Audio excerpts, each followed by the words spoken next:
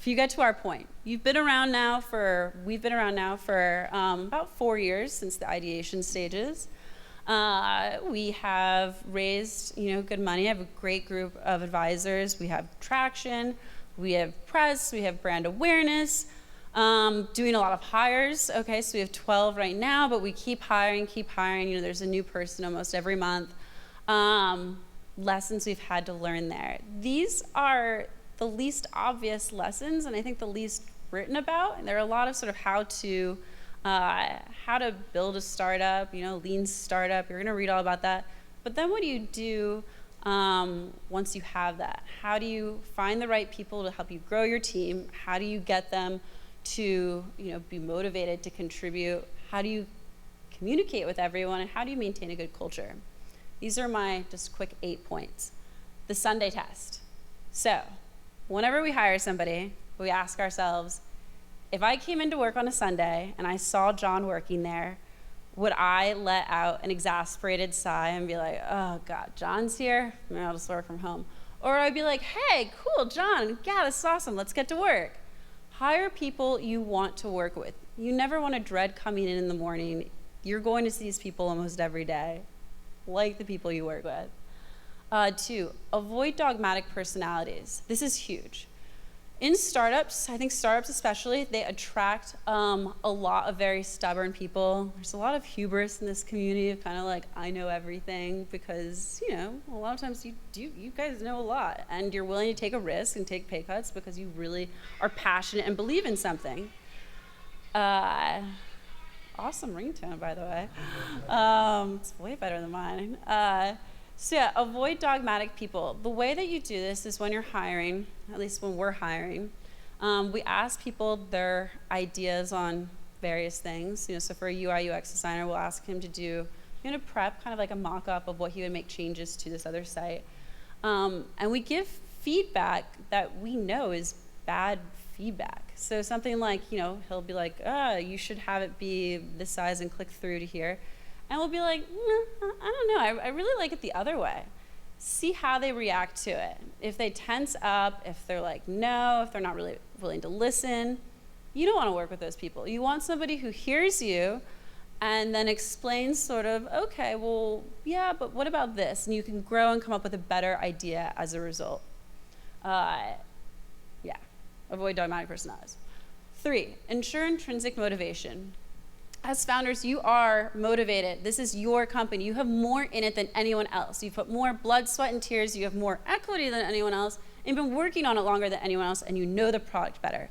But what about other people on your team? Equity and bonuses help, but that's not enough.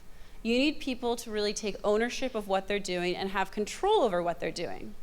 The best way we've done this, or at least seen it to work, is we share the spotlight. We have people actually go and present their work, at various events. We also have them talk to the customers through OLARC, through chat. They're interacting with people on a regular basis, not just the customer service people, everyone, so that they are taking ownership over what they've done. And they also have to sometimes present at board meetings and talk to investors, because eventually they want to do their own startups, and they should get used to talking to investors.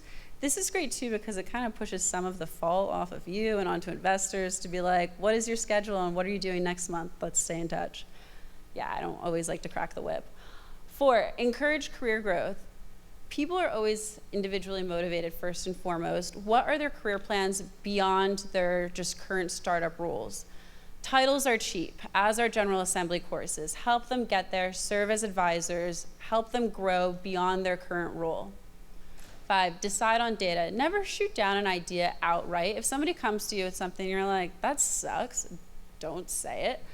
Instead, tell them what you would need in terms of mock-ups and data in order to rethink it. Set a time for them to come back, ask them a few difficult questions.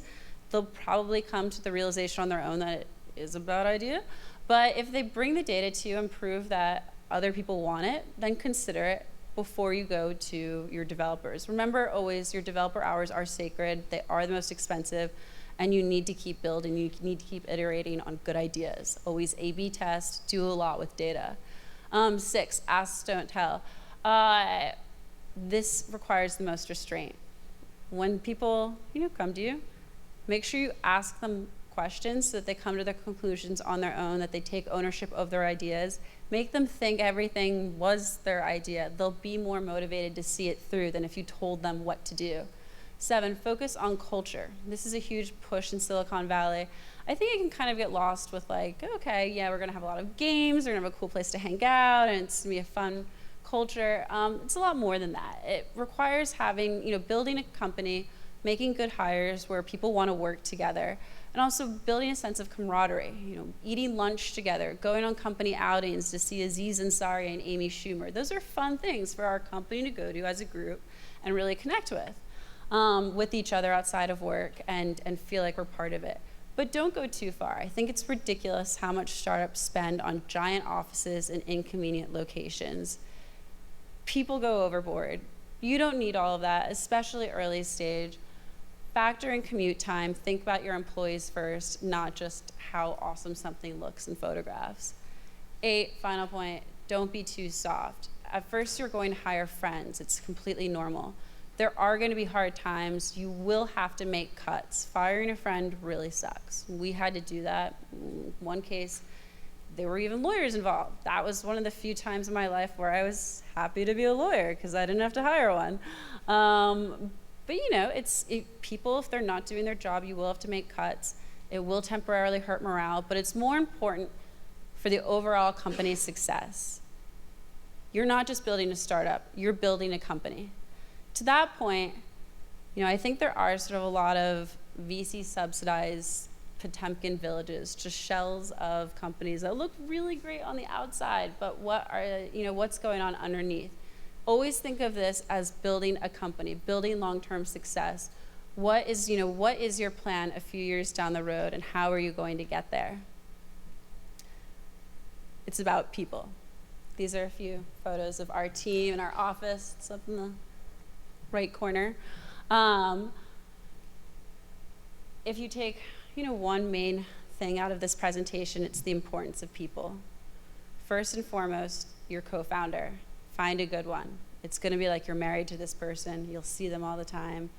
They will be a huge determinant of your career success. Next, coworkers. Take care of your coworkers, and they'll take care of your users. You want them to feel like they're really motivated to do that. And you want to like working with these people. Users. These are the people you should be perpetually thinking about. Get out and talk to them, especially at first. Before you build anything, talk to them in person. Don't be shy. And then finally, think about the people outside of work. Connect with good people. You want a support system around you.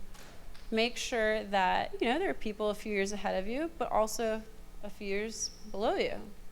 Paying it forward always pays dividends.